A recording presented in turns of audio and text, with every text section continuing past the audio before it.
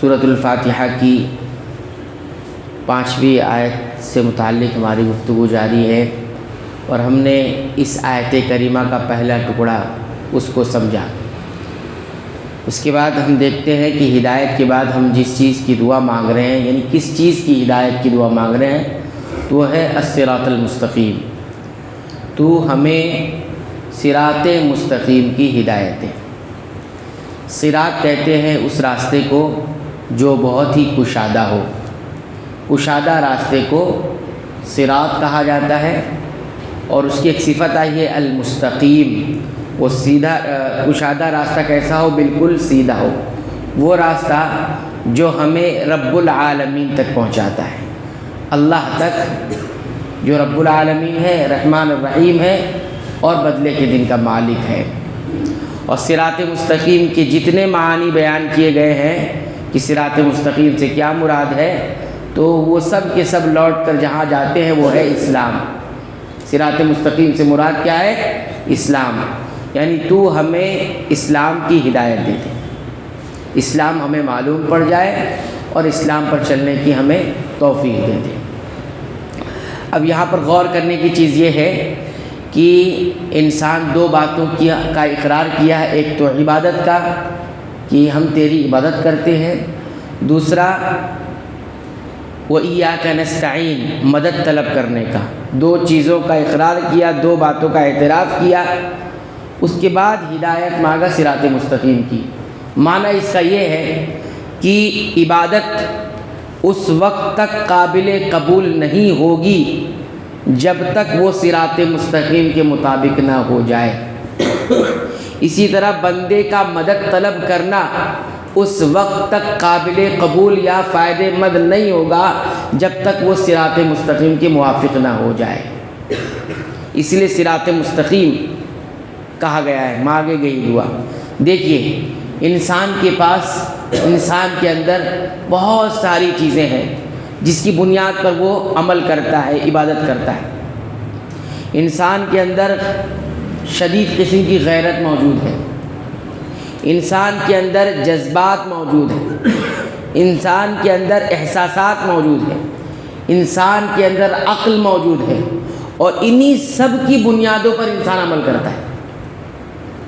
کوئی غیرت کے مطابق اپنی زندگی میں عمل کر رہا ہے، کوئی جذبات کے مطابق اپنی زندگی میں عمل کر رہا ہے، کوئی احساسات کے مطابق اپنی زندگی میں عمل کر رہا ہے، کوئی نفس کے مطابق اپنی زندگی میں عمل کر رہا ہے، کوئی عقل کے مطابق اپنی زندگی میں عمل کر رہا ہے۔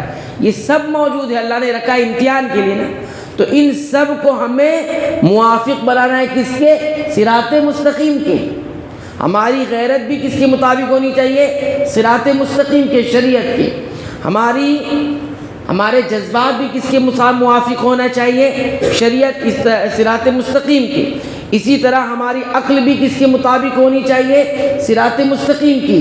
تبھی امتحان ہوگا، ورنہ امتحان ہی نہیں، ورنہ یہ دنیا بغیر امتحان کی ہو گئی۔ کیونکہ آپ کے اندر جو بھی داعیہ پیدا ہوتا ہے عمل کرنے کا، کوئی بھی جذبہ پیدا ہوتا ہے، اس کو مطابق بنانا ہے ہمیں کس کے؟ شریعت کے۔ اسی لیے اہدنا الصراط المستقیم کا، بغیر صراط مستقیم کے جانے اور اپنے ساری چیزوں کو جو انسان کے اندر موجود ہے اس کو مطابق بنائے، اس کی عبادت قبول نہیں ہوگی، اس کی استعانت قبول نہیں ہوگی۔ یعنی انسان عبادت بھی اپنے من سے نہیں کر سکتا۔ مجھے یہ لگتا ہے عبادت ہے تو میں کرنے لگ جاؤں، اختیار کر لوں، میرا جذبہ یہ کہتا ہے تو میں یہ کرنے لگ جاؤں، میرے احساسات یہ کہتے ہیں تو میں یہ کرنے لگ جاؤں۔ نہیں، وہ سب کو دیکھنا پڑے گا کیا صراط مستقیم کے موافق ہے، یعنی اسلام کے مطابق ہے۔ ورنہ عبادت کرنے والے بہت ہیں، مدد طلب کرنے والے بھی بہت ہیں، لیکن کیا ان کی عبادت اور استعانت کیا صراط مستقیم کے موافق اور مطابق ہے؟ نہیں۔ یہ چیز ہو گئی۔ دوسری چیز، 3 جملے بتائے گئے، ایاک نعبد و ایاک نستعین اہدنا الصراط المستقیم۔ تو یہ پورا دین ہے، یہ کیا ہے؟ مکمل پورا دین ہے۔ عبادت دین ہے، استعانت یعنی مدد طلب کرنا دین ہے، اور اتباع صراط مستقیم پر چلنا یہ دین ہے۔ اب ایاک نعبد سے ہم نے سیکھا کہ ہمارے اندر اخلاص ہونا چاہیے۔ ہم کیا کہتے ہیں؟ ایاک نعبد، ہم تیری ہی عبادت کرتے ہیں، اللہ سے کہہ رہے ہیں۔ اس سے مراد کیا ہے؟ اخلاص ہمارے اندر ہونی چاہیے۔ اخلاص کی تربیت ایاک نعبد سے، جب بھی ہمارے اندر عبادتوں کے اندر اخلاص سے ہماری دوری ہونے لگے، یا ریاکاری دکھاوے کا جذبہ پیدا ہونے لگے، یا اس طرح کی بات آنے لگی، یا کوئی مفاد پیدا ہونے لگے کہ ہم اس لیے عبادت کریں، تو ایاک نعبد پر دھیان دیں۔ اللہ ہم تیری عبادت کرتے ہیں۔ تو کون ہے؟ سارے جہانوں کا پالنے والا ہے۔ تو کون ہے؟